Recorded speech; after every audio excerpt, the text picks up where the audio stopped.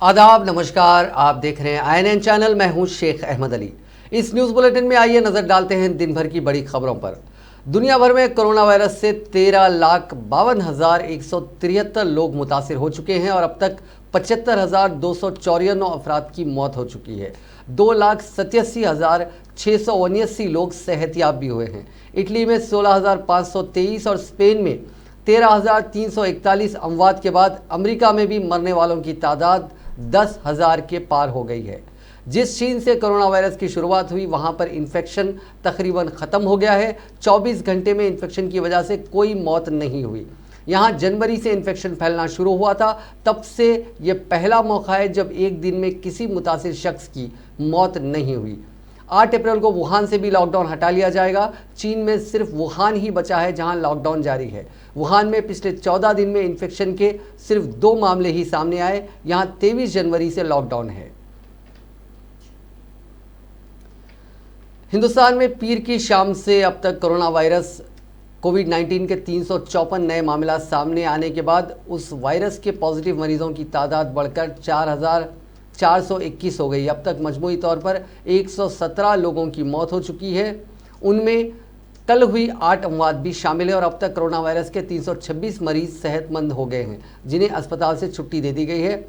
वजारत सेहत के तर्जुमान और जॉइंट सेक्रेटरी लव अग्रवाल ने मंगल को प्रेस कॉन्फ्रेंस में बताया कि 354 नए मामला सामने आने के बाद मुल्क में कोरोना पॉजिटिव मरीजों की तादाद बढ़कर 4,421 हो गई है। अब तक कुल मिलाकर 117 लोगों की मौत हुई है। उन्होंने बताया कि हुकूमत हिंद ने कोरोना वायरस से निपटने के लिए क्लस्टर कंटेनमेंट स्ट्रैटेजी और किसी भी हालत में ज़्यादा तादाद में मामला सामने आने पर यानी आउटब्रेक की हालत में इससे निपटने की हिकमत अमली पहले ही तैयार कर ली थी और अब उसके बेहतर नताइज सामने आ रहे हैं। उसे इख्तियार करके आगरा, भीलवाड़ा, गौतम बुद्ध नगर, मुंबई, मशरकी दिल्ली और दीगर मकामात पर कोरोना वायरस को रोकने में काफ़ी मदद मिली है। ये मनसूबा अमल तमाम रियासतों के ज़िले मजिस्ट्रेटों और डिप्टी कमिश्नर्स को पहले ही भेज दिया गया था। अब इसके मुतवक्को नताइज भी सामने आ रहे हैं। आंध्र प्रदेश में कोरोना वायरस से मरने वालों की तादाद 4 हो गई क्योंकि इस वबा से एक शख्स की मौत हो गई। कर्नूल ज़िले के 45 साल शख्स की आज मोजी मर्ज से मौत हो गई। रियासत में कल शाम से आज सुबह 9 बजे तक कोरोना वायरस का एक मुस्बित मामला दर्ज किया गया। गुंटूर ज़िले में एक नया मुस्बित मामला दर्ज किया गया। इस तरह रियासत में इस मोजी मर्ज की मुस्बित अलामात वाले अफराद की तादाद बढ़कर 304 हो गई है। 6 अफराद रूबे सेहत हो गए हैं, जिनको घर जाने की इजाज़त दे दी गई। कोरोना वायरस के मुस्बित मुतासरीन की ज़िलावारी तफसीलात अगर हम देखें तो ज़िले अनंतपुर के 6, ज़िले चित्तूर के 17, मशरकी गोदावरी के 11 शामिल हैं। तेलंगाना में कोरोना वायरस के आज मजीद 40 नए मामला सामने आए। इस इजाफे के साथ रियासत में कोरोना वायरस से मुतासिर होने वाले अफराद की तादाद 393 हो गई है। चूँकि 45 अफराद सेहतियाब होने के बाद डिस्चार्ज हो चुके हैं, इसलिए तेलंगाना में अब जुमला 348 एक्टिव केसेस हैं। अब तक 11 अफराद की मौत हो चुकी है। डिस्ट्रिक्ट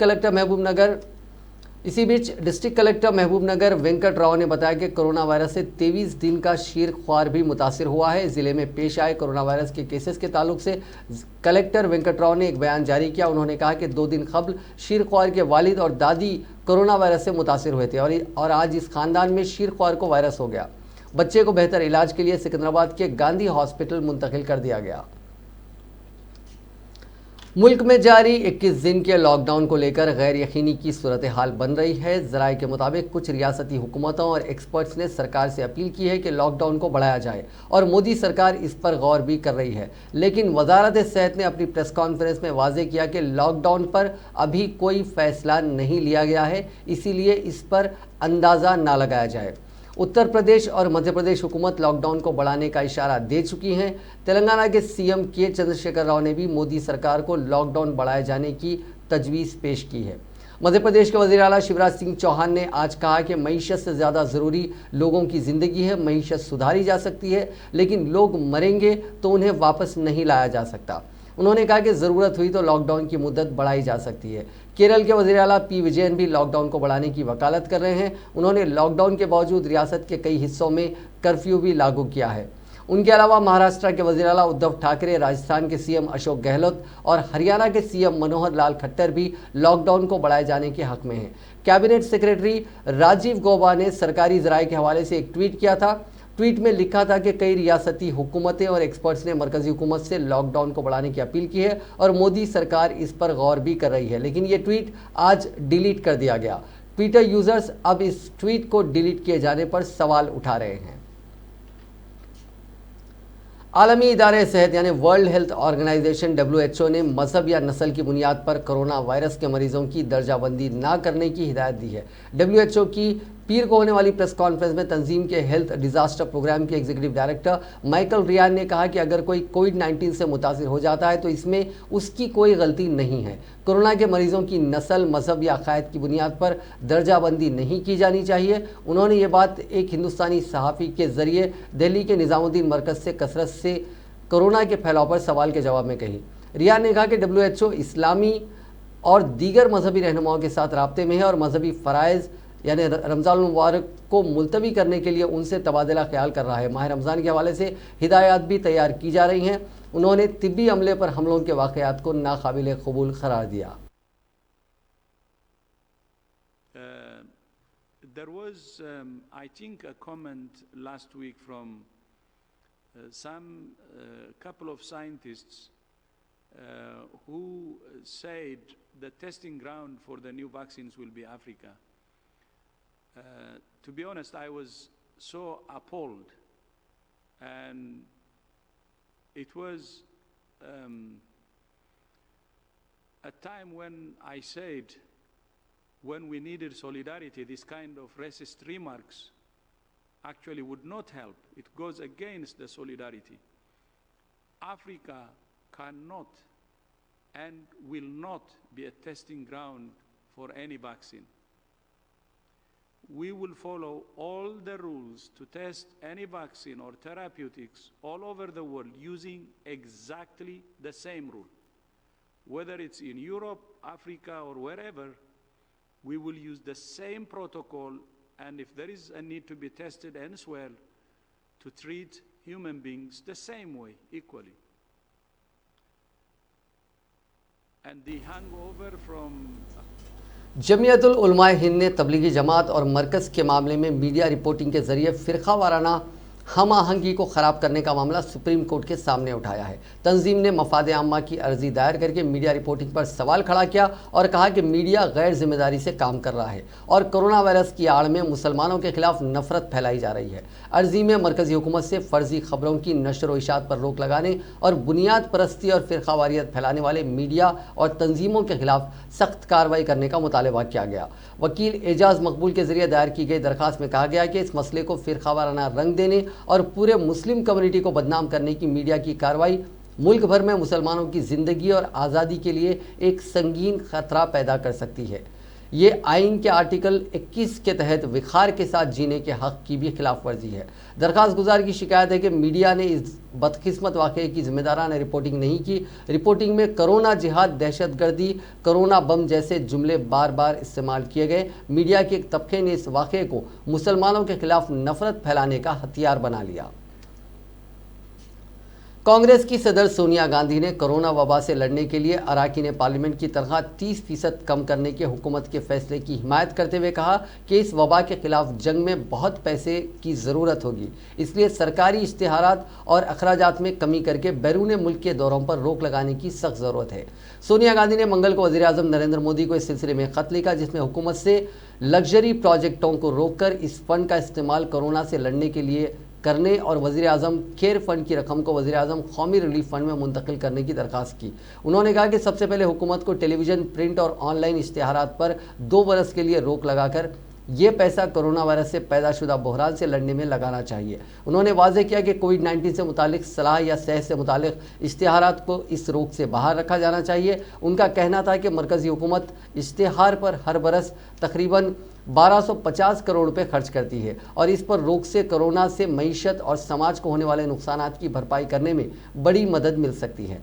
कांग्रेस की सदर ने कोरोना के पेश नज़र 20,000 करोड़ रुपए की लागत से बन रहे Central Vista beautification and construction project को मुलतवी करने की भी मांग करते हुए कहा कि मौजूदा हालात में लग्जरी पर किया जाने वाला खर्च ज़ाया के मुतरादिफ है।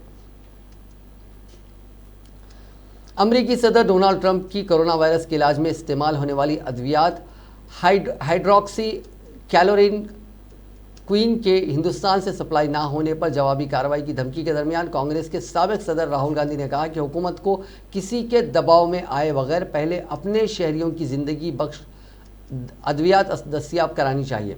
राहुल गांधी ने मंगल को कहा कि सबसे पहले हमारे शहरियों की ज़रूरत पूरी होनी चाहिए और उनको मुनासिब मिकदार में ज़रूरी अद्वियात मिलनी चाहिए, उसके बाद ही ज़रूरतमंद मुल्कों की मदद की जानी चाहिए। उन्होंने ट्वीट किया कि दोस्ती में बदला नहीं होता, हिंदुस्तान को बहरान के वक्त तमाम ज़रूरतमंद ममालिक की मदद करनी चाहिए, लेकिन पहले हमवतनों के लिए काफ़ी मिकदार में ज़िंदगी बख्श यानी लाइफ सेविंग ड्रग्स दस्तियाब होनी चाहिए। वाज़ेह है कि डोनाल्ड ट्रंप ने इशारा दिया है कि अगर हिंदुस्तान ने हाइड्रोक्सी क्लोरोक्विन अद्वियात की बरामद से पाबंदी नहीं हटाई तो वो जवाबी कार्रवाई कर सकते हैं। इस दवा का इस्तेमाल कोरोना वायरस से मुतासरा मरीजों के इलाज में किया जा रहा है, जिसे देखते हुए ट्रंप ने वज़ीर आज़म मोदी से इस दवा की फराहमी के लिए अपील की थी। हैदराबाद के गच्चीबौली के स्टेडियम के स्पोर्ट्स विलेज, जहां आइंदा चंद दिनों में 1500 बिस्तरों वाला आइसोलेशन सेंटर बनाया जाएगा, आज रियासती वज़रा के तारक रामाराव और ईटला राजेंद्र ने मायना किया। इस मरकज़ में कोरोना वायरस के मरीजों को रखा जाएगा। इन वज़रा ने तामीराती सरगर्मियों का जायज़ा लिया जो यहाँ पर जंगी खतूत पर जारी हैं। इस विलेज को असरी टेक्नोलॉजी के जरिए अलग थलग मरकज़ में तब्दील किया जा रहा है, जहाँ पर शहर हैदराबाद के प्राइवेट हॉस्पिटल में दस्तियाब इंफ्रास्ट्रक्चर के खतूत पर सहूलियात फराहम की जाएंगी। इसमें मरीजों के लिए हर तरह की सहूलियात होंगी, साथ ही शेयरिंग रूम्स अटैच बाथरूम्स के साथ होंगे। वज़रा ने इस मरकज़ की मनसूबाबंदी करने वाले अहदेदारों से तबादला ख्याल किया और यहाँ पर सलामती के इक़दामात के साथ साथ पार्किंग की जगह की तफसीलात भी हासिल की। हुक्काम कैटरिंग एजेंसी की खिदमत भी हासिल करना चाहते हैं ताकि कोरोना वायरस के मुश्तबा अफराद को तग़ज़िया बख्श ग़िज़ा फराहम की जा सके।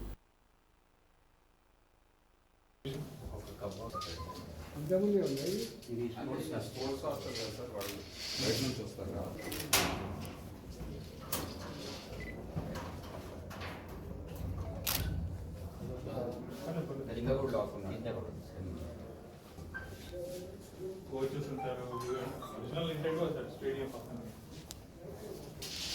కార్ పార్క్ ఒకటి పర్మనెంట్ ప్లాన్ చేస్తున్నాం. దెన్ రేపు ఇవాళ ఆఫ్టర్ దట్ రేపు బాడీ చూపించారు.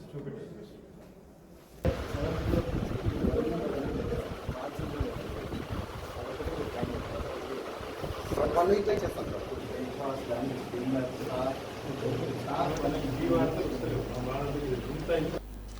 ग्रेटर हैदराबाद म्यूनसिपल कॉरपोरेशन के सैनिटेशन स्टाफ ने तेलंगाना के वज़ीर आला के चंद्रशेखर राव की तस्वीर को दूध से नहलाया। वज़ीर आला ने कल शब मीडिया से बात करते हुए लॉकडाउन के मौके पर उन वर्कर्स की मसाई की सताइश की थी और शहर को साफ रखने के लिए उनकी खिदमत पर मुलाजिमीन के लिए तरगीबात का ऐलान किया था।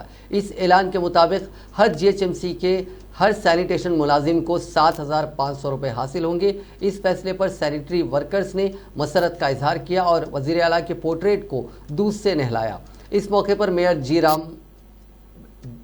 GHMC mayor B Ram Mohan ने वज़ीर आला से इजहार तशक्कुर किया। उन्होंने ट्वीट करते हुए कहा कि इस मुश्किल वक्त में उन वर्कर्स की बेहतरीन खिदमत पर वो वज़ीर आला की जानिब से किए गए ऐलान का इस्तकबाल करते हैं। वज़ीर आला के इस ऐलान से तकरीबन 18,500 वर्कर्स को फ़ायदा होगा, जिनमें एंटोमोलॉजी स्टाफ के साथ साथ एनफोर्समेंट एंड विजिलेंस का स्टाफ भी शामिल है।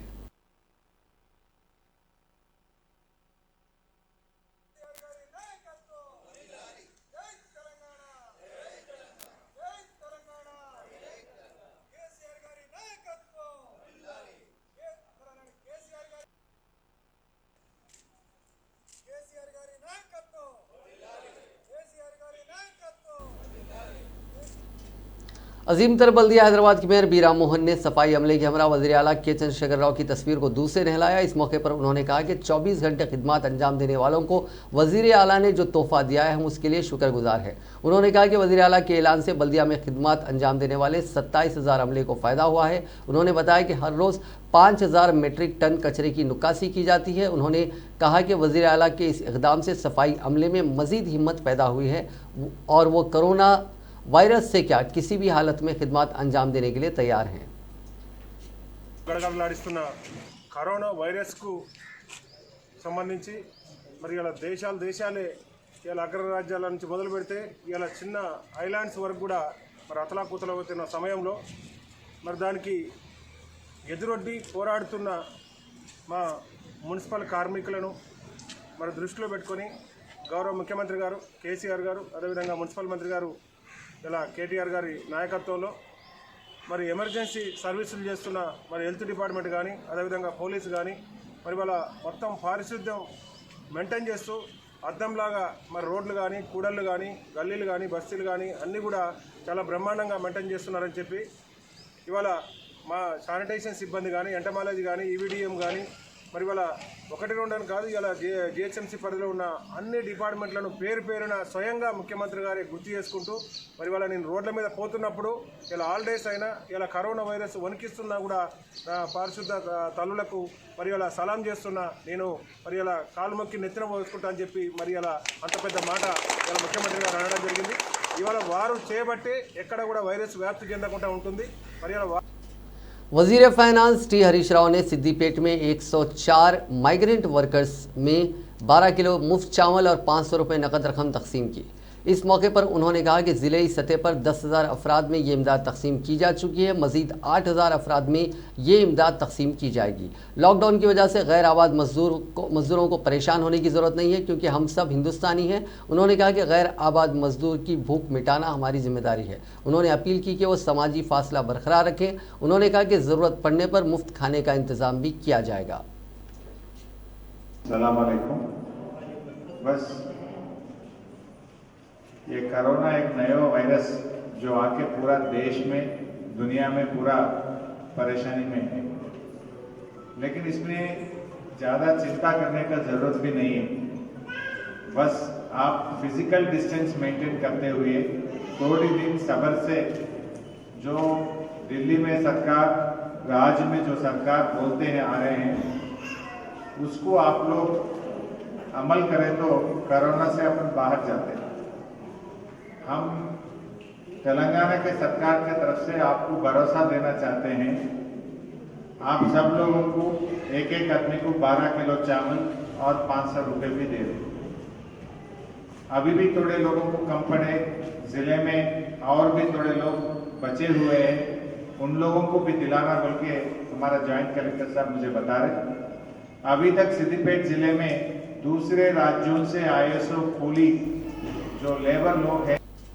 वज़ीर जंगलात इंदिरा किरण रेड्डी ने ओहदेदारों को हिदायत दी कि जानवरों के तहफ़्फ़ुज़ के लिए ज़रूरी इक़दाम किए जाएँ। मीडिया से बात करते हुए उन्होंने कहा कि मौसम गर्मा की तपिश से उनको महफूज रखा जाए और साथ ही साथ जानवरों को कोरोना वायरस से भी महफूज रखने के लिए इक़दाम किए जाएँ।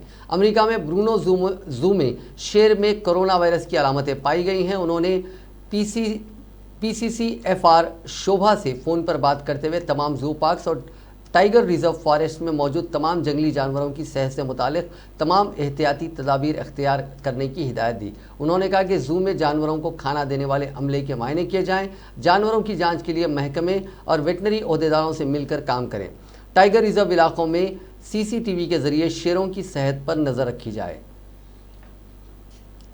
वज़ीर हाउसिंग वी प्रशांत रेड्डी ने कहा है कि सफ़ेद राशन कार्ड रखने वाले ऐसे अफराद जो राशन का चावल इस्तेमाल नहीं करते उनसे अपील की कि वो गरीबों में चावल तकसीम करें। उन्होंने आज कामारेड्डी कलेक्ट्रेट में ओहदेदारों के साथ कोरोना वायरस को फैलने से रोकने के लिए किए जाने वाले इक़दाम और राशन के चावल की तकसीम, धान की खरीदी और दीगर उमूर का जायज़ा लिया। बाद मीडिया से बात करते हुए प्रशांत रेड्डी ने कहा कि कोरोना वायरस को फैलने से रोकने के लिए चीफ मिनिस्टर चंद्रशेखर राव हर किस्म के इक़दाम कर रहे हैं, जिससे काफ़ी हद तक इस वायरस को फैलने से रोका गया है। कामारेड्डी ज़िले में भी इंतज़ामिया की जानिब से मुत्तहदा जद्दोजहद की जा रही है।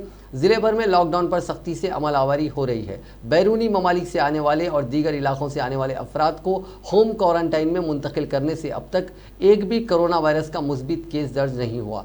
हालिया दिनों जो 8 मुस्बित केसेस दर्ज हुए हैं उनमें से 7 केसेस दिल्ली मरकज़ से वापस होने वाले अफराद हैं। उन्होंने कहा कि मज़ीद 10 ता 15 दिन लॉकडाउन पर सख्ती से अमल आवारी करते हुए मुकम्मल तौर पर कोरोना वायरस फैलने से रोकने की ज़रूरत है। तेलंगाना प्लानिंग बोर्ड के नायब सदर बी विनोद कुमार ने कहा है कि रियासत में फार्मा डी डॉक्टरों की खिदमत हासिल करते हुए कोरोना वायरस को फैलने से रोकने की कोशिश की जाएगी। इस सिलसिले में चीफ मिनिस्टर चंद्रशेखर राव से नुमाइंदगी करते हुए फार्मा डी के उम्मीदवारों की खिदमत महकमे सेहत में हासिल करने की दरखास्त की जाएगी।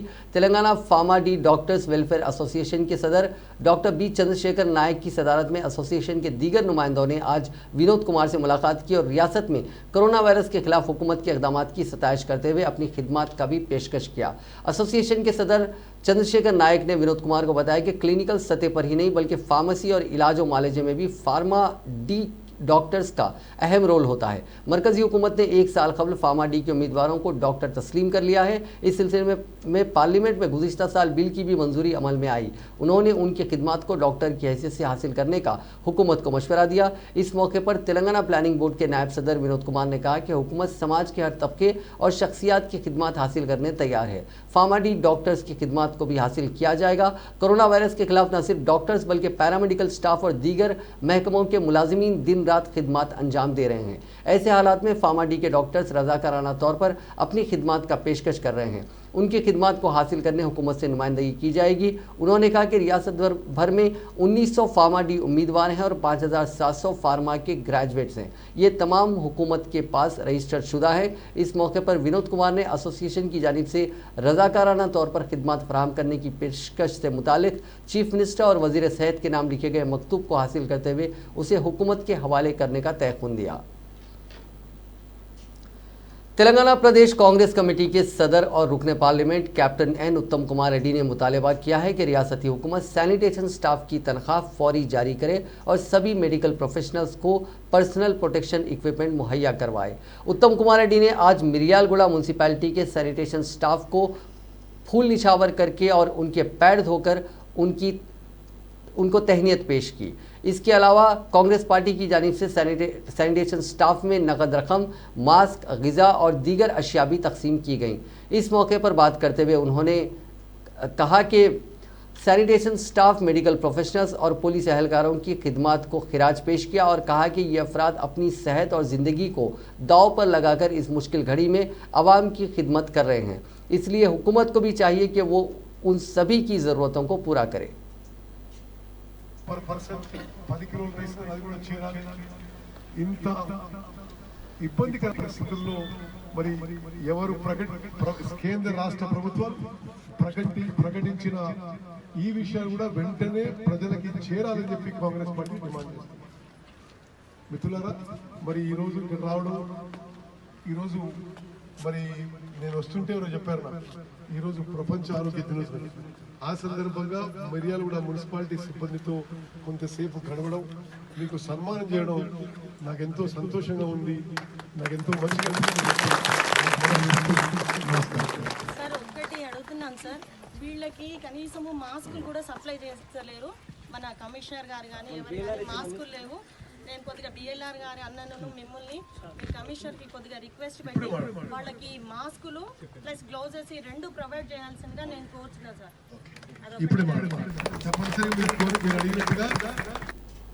तेलंगाना कांग्रेस के तर्जुमान सैयद निज़ामुद्दीन ने मुतालबा किया है कि अगर हुकूमत लॉकडाउन की मुद्दत में तोसी करने का फैसला करती है तो उसे चाहिए कि लॉकडाउन से मुतासिर होने वाले सभी अफराद की मदद भी करे। उन्होंने कहा कि उन्होंने मुतालबा किया कि हुकूमत मार्च और अप्रैल महीने की बरखी और पानी का बिल माफ़ कर दे, खानगी कंपनियों के लिए फाइनेंशियल पैकेज दे, मार्च और अप्रैल महीने के लिए सभी स्कूल्स और कॉलेजेस की फ़ीस हुकूमत अदा करे और रियासत के हर शख्स के लिए लॉकडाउन की बाकी मियाद के लिए ग़िज़ा और दीगर सहूलतें फराहम करे। उन्होंने कहा कि जहां कोरोना वायरस से लोगों की जान बचाना ज़रूरी है, वहीं भूख और माशी तंगी से लोगों को राहत देना भी हुकूमत की ही जिम्मेदारी है। साहब, आपकी हुकूमत किस हद तक लोगों को इस लॉकडाउन से जो मुतासिर हो रहे हैं लोगों को फ़ायदा पहुंचा सक रही है। यहां पे हम देखते हैं कि जो है दो टाइप ऑफ विक्टिम्स यहां पे है। एक वो जो कोरोना वायरस से अफेक्टेड है और सस्पेक्टेड है, दूसरे वो जो लॉकडाउन की वजह से मुतासिर है।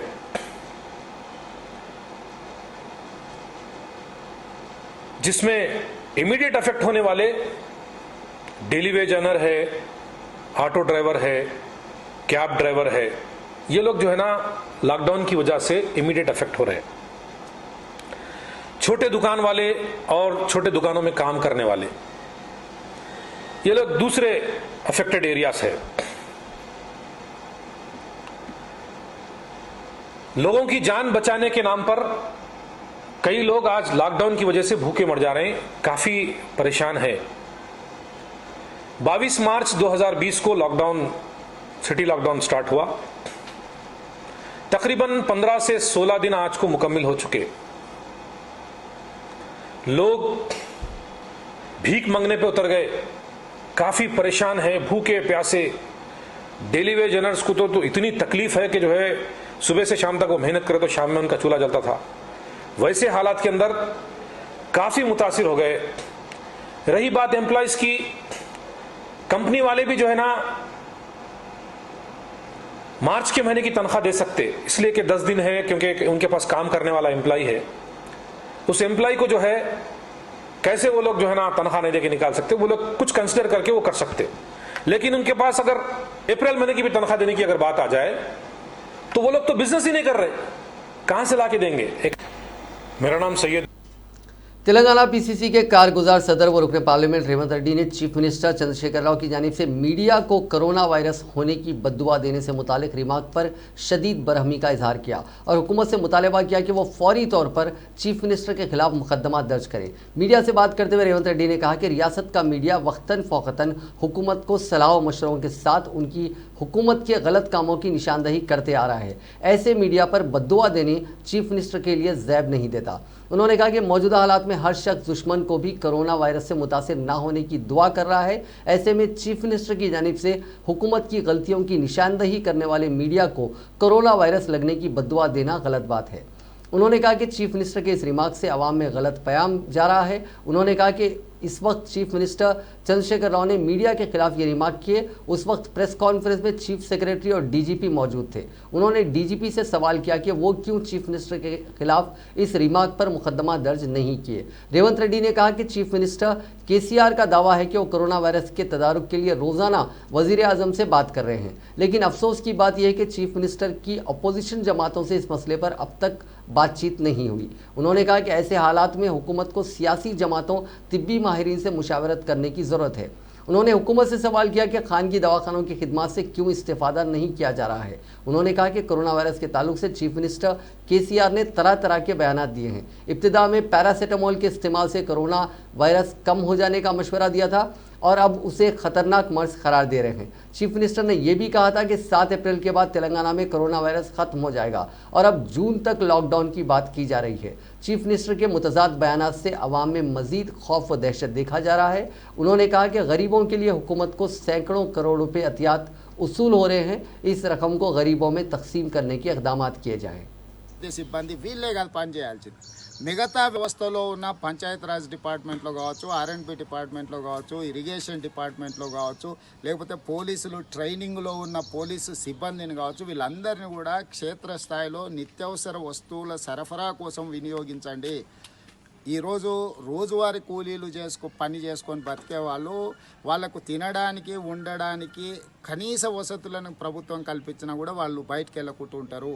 కాబట్టి ఇప్పటికైనా ప్రభుత్వము ఇంకెన్ని రోజులు ఉండాలనో కూడా తెలియడం లేదు. ఇప్పుడు మన 14th 15th వరకు అనుకున్నాం కానీ ఇంకా కొనసాగించాలని కేసీఆర్ గారు June 3 Telangana Congress legislature party के लीडर भट्टी विक्रमार्का ने मुल्क और तेलंगाना में कोरोना वायरस के फैलने के लिए वजीर आजम नरेंद्र मोदी और चीफ मिनिस्टर चंद्रशेखर राव को जिम्मेदार करार दिया। मीडिया से बात करते हुए भट्टी ने कहा कि कोरोना वायरस के सिलसिले में वर्ल्ड हेल्थ ऑर्गेनाइजेशन ने 11 फरवरी को दुनिया के तमाम ममालिक को चौकस किया था और उसके दूसरे ही दिन यानी 12 फरवरी को कांग्रेस कायद राहुल गांधी चौकसी अख्तियार करने का मशवरा दिए थे, लेकिन मरकज़ में वजीर आजम मोदी और रियासत में केसीआर ने 22 मार्च तक कोई चौकसी अख्तियार नहीं की। 22 मार्च को जब जनता कर्फ्यू लगाया गया था उस वक्त तक मुल्क भर में काफ़ी नुकसान हो चुका था। बैनुल अक़वामी एयरपोर्ट्स और बंदरगाहों को क़ब्ल वक्त बंद कर देते और बैरूनी ममालिक से आने वाले अफराद को 14 दिनों तक क्वारंटाइन कर देते तो आज मुल्क या रियासत में कोरोना वायरस इतना ज़्यादा नहीं फैलता। भट्टी विक्रमार्का ने कहा कि फरवरी में दिल्ली के मरकज़ में इज्तिमा की इजाज़त किसने दी थी। गुज़िश्ता साल नवंबर में कोरोना वायरस पैदा होने की इत्तला मौसूल हुई थी और फरवरी में इज्तिमा की किस तरह इजाज़त दी जा सकती है। इस इज्तिमा में शिरकत करने वाले बैरूनी मंदूबीन को किस तरह वीज़ा जारी किया गया। CLP लीडर ने कहा कि हमें हुकूमतों की तमाम नाकामियों का पता चल गया है, लेकिन अवाम की मुश्किलात के पेश नज़र इस मसले को उठाने से गुरेज कर रहे हैं। ఈ లాక్డౌన్ అనేది కరోనా వైరస్ కట్టడికి ఉపయోగపడుతుందనేటువంటి ఆలోచన ఆశతో పెద్ద ఎత్తున కేంద్ర రాష్ట్ర ప్రభుత్వాలు ఇచ్చినటువంటి ఈ పిలుపుకి సంపూర్ణమైనటువంటి మద్దతుని సహకారాన్ని కాంగ్రెస్ పార్టీ పక్షాన आंध्र प्रदेश के जिले कड़पा के 2 जोड़ों ने अपने बच्चों के नाम कोरोना रखे। इस वबा ने पूरी दुनिया को मुअत्तल कर दिया। इस वबा से खौफजदा होने के बजाय इन जोड़ों ने मुताल्लिका डॉक्टर्स के मशवरे पर अपने बच्चों के नाम कोरोना रखे, ताकि ये जाहिर किया जाए कि इस वायरस के सबब दुनिया को कितनी मुश्किल हुई। ज़िले के अलीरेड्डी पल्ले की रमा देवी और तालापल्ली इलाके की शशिकला को चंद दिन कबल दर्द उठने पर अस्पताल में दाखिल करवाया गया था। रमा देवी ने बच्चे को जन्म दिया, जबकि शशिकला ने बेटी को जन्म दिया। इन दोनों जोड़ों ने डॉक्टर्स के मशवरे के बाद अपने बच्चों के नाम करुणा कुमार और करुणा कुमारी रखे। इन जोड़ों का मानना है कि उनकी पैदाइश मुश्किल पर जीत की अलामत है। डॉक्टर्स का कहना है कि माजी में ऐसा भी हुआ है कि जब अमेरिका का पहला खलाई जहाज़ स्काई लैब जो समंदर में गिर गया था, उसके नाम पर लोगों ने अपने बच्चों के नाम स्काई लैब रखे थे। नाजरीन, इस न्यूज़ बुलेटिन में बस इतना ही। देखते रहिए INN चैनल।